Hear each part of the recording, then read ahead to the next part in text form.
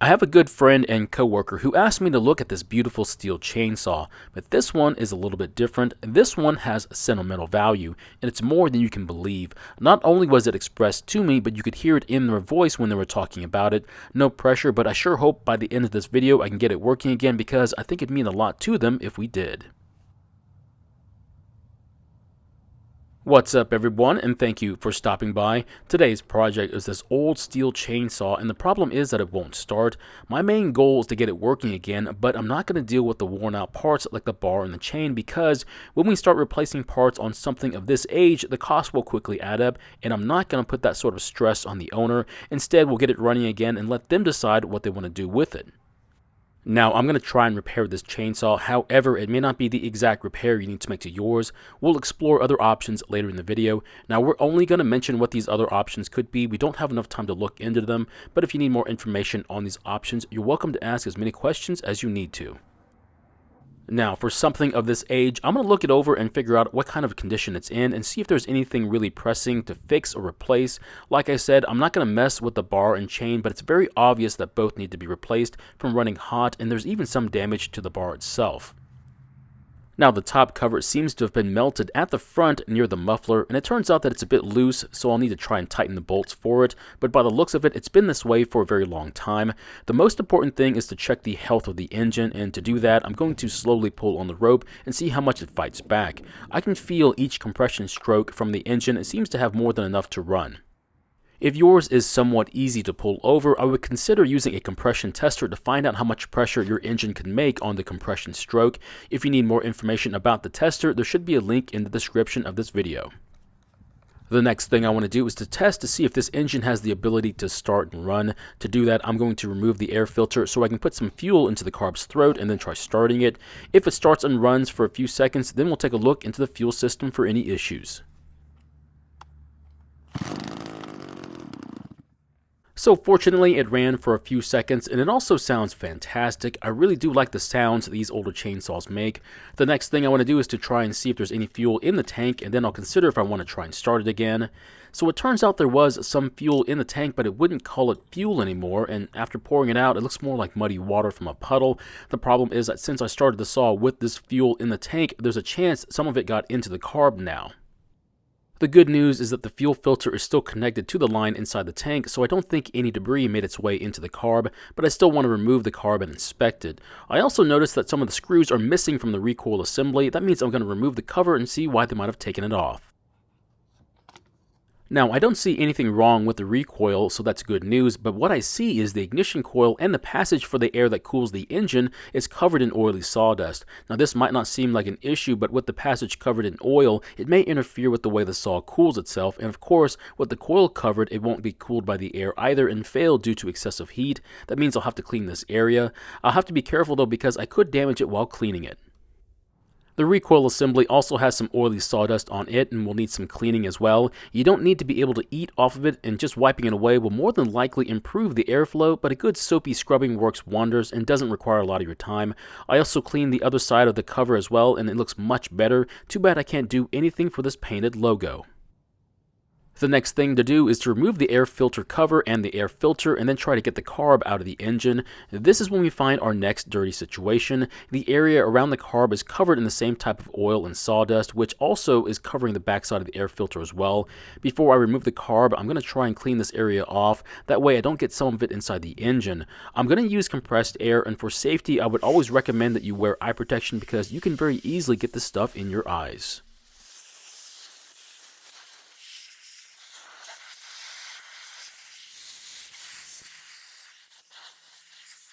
Once the area around the carb is fairly clean, I can remove the nuts that hold the carb to the engine. Before I can remove the carb, I find it easier to remove the throttle linkage from the top of the trigger. If there's a better way of doing this, I'd like to hear about it.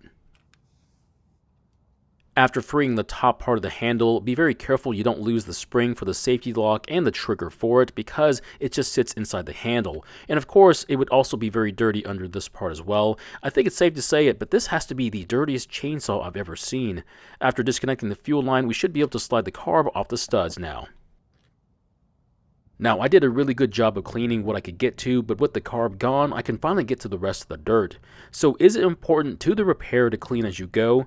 Not really. However, if some of the dirt gets inside the engine, it could hurt it. I used to hardly clean anything a long time ago, and it's because of time constraints, but I got so much hate from viewers about it that now I try to clean as much as I think I need to keep from having issues later on. With the pumping section removed, I can see the pumping diaphragm, and it looks like it's in really decent shape. The most important part that I look for is that these two check valve flaps are sitting flat against the body of the carb, which ours look to be. If yours are bent away from it, you might want to consider getting a rebuild kit for the carb. The other thing that's important is this part of the diaphragm, which moves with the pulses from the engine. If this part is stiff, then the pump will not work to draw fuel from the tank. Now this one seems to still be flexible, however, I think it could be a little bit better. What I'm going to do is remove the diaphragm and try to rejuvenate it using a solution. I need to let it soak for at least 24 hours, but the longer the better. The next part we need to look at is the metering diaphragm, which is underneath this metal plate. Its job is to control the fuel flow through the carb. Now this plate was kind of stuck to the gasket, but once we removed it, we find a lot of that oily sawdust packed in here as well.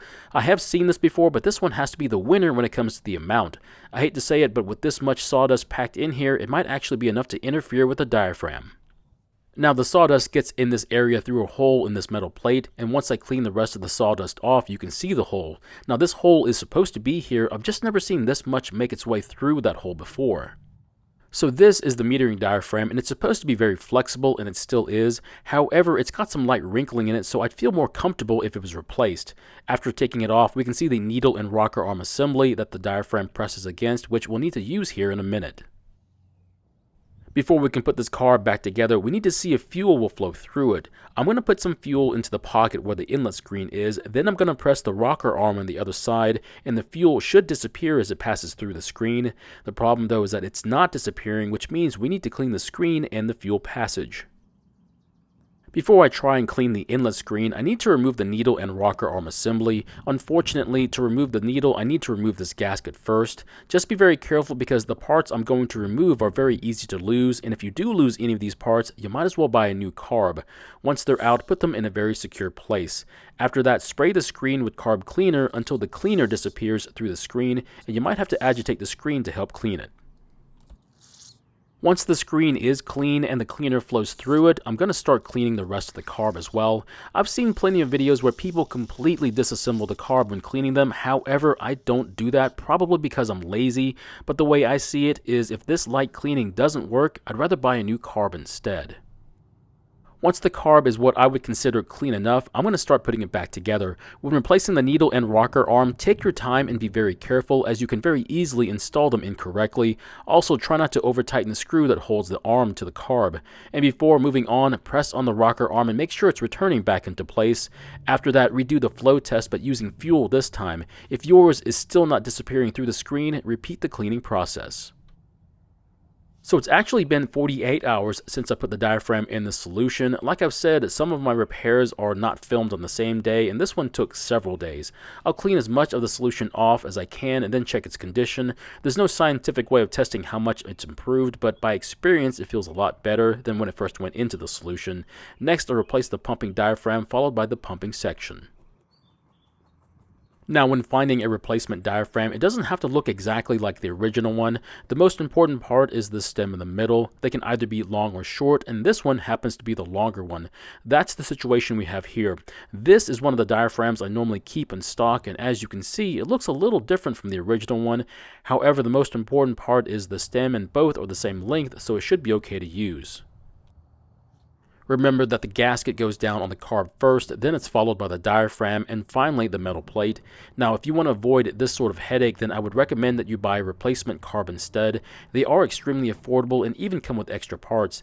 Now, is it going to be a quality replacement part? Probably not, but it's going to get the job done, and once you've established that the saw is working the way it's supposed to, then go and buy an OEM replacement. But don't be surprised by the price because it might be more than the saw. Once the carb is back together, we can finally install it back onto the engine. The only issue I had when installing the carb was the throttle linkage. It's supposed to go into a slot at the bottom of the lever on the side of the carb, which I didn't realize and was having a problem with how the trigger was working. That's the reason why the diaphragm was soaking for an extra day, as I was trying to figure out what I did wrong. The other tricky part to this repair is the trigger and its safety lever. To put this nicely, this design is not very elegant, so it's not easy putting it back together. The last thing we need to do is to replace the air filter and its cover and finally put some fresh fuel into the tank. But before we move away from this area, we need to check that the trigger works along with the choke system. The fuel I'll be using is 89 octane, 100% gasoline with no ethanol, and of course the correct amount of 2-cycle oil. It's also been stabilized as well, just in case I accidentally forget to empty the fuel before storing it. Now I'm going to try to cheat a little bit here. Since there's no primer, to remove the air from the fuel line to make it easier to start, I'm going to manually prime it using fuel, then I'll try and start it normally.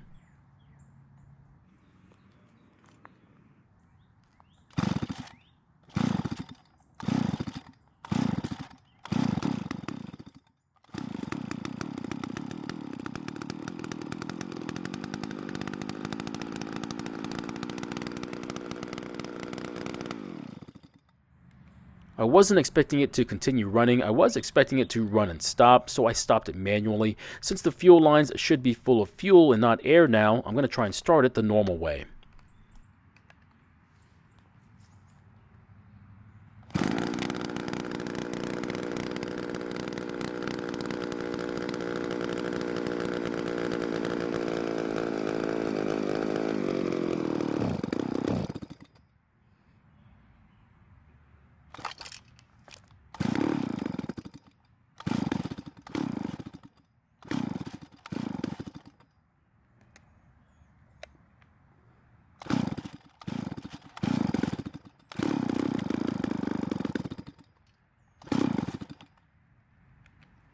So it seems to be having some issues because the engine wants to stall. The first thing I want to try is to slightly increase the idle speed before we try to make any real fuel adjustments.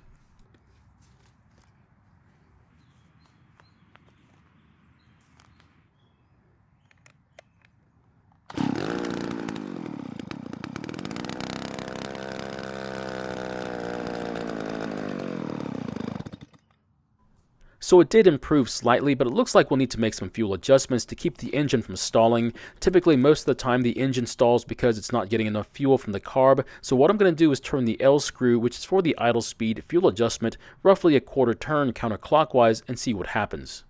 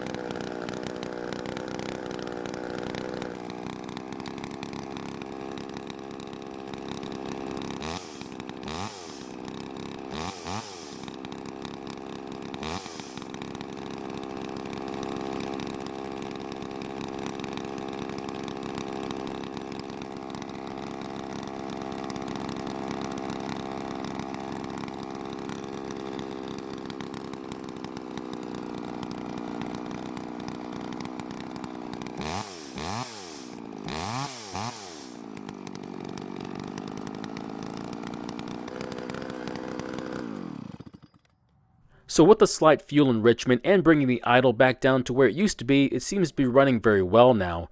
The next thing I want to do is to let it cool down and make sure it starts and runs the same way, which I did do the next day, just not on camera, and it started the same way. If you hadn't figured it out, I didn't make any test cuts with it, and that's because this saw is now retired. It's not going to be used in that way anymore, and it's going to be kept for its sentimental value. With that in mind, I need to get this saw ready for storage, and since it is already warm, I'm going to pour out the fuel and then start the saw and let it run out of fuel. I find this to be the best way to get my equipment ready for storage.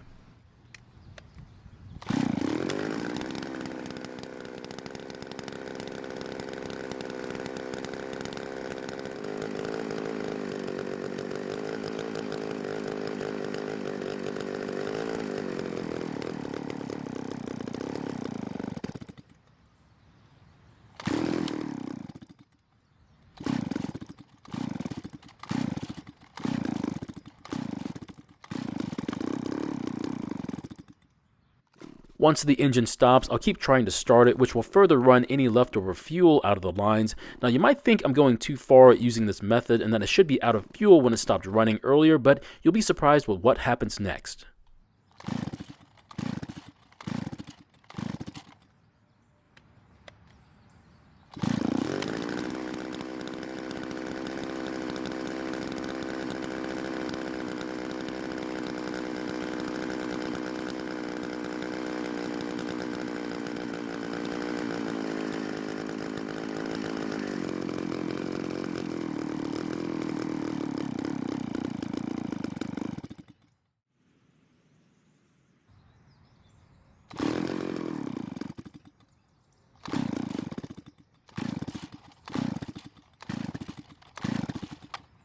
Now that I'm satisfied that it is out of fuel, I think I'm ready to give it back to my friend. When I give it back to them, I'm not going to show them that it works, and the reason is that we'd have to go through this whole process again, which I hate to say is not fun to do. Instead, I'll have them watch this video, which should be enough for them to know that it works.